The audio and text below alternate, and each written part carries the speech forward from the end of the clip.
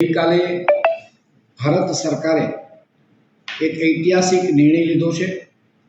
ગઈકાલે મળેલી કેબિનેટની અંદર વન નેશન વન ઇલેક્શનના સંદર્ભની અંદર સૈદ્ધાંતિક મંજૂરી આપવામાં આવી છે।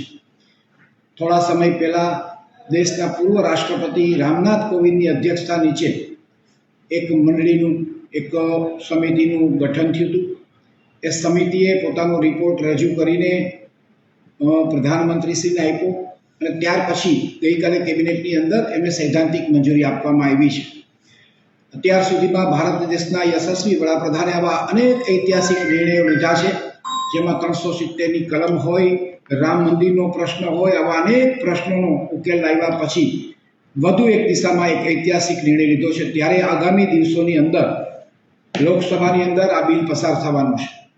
વન નેશન વન ઇલેક્શનથી આપણને સૌને ખ્યાલ છે કે સમયનો પણ ખૂબ બચત થવાનો છે, શક્તિનો પણ ખૂબ બચત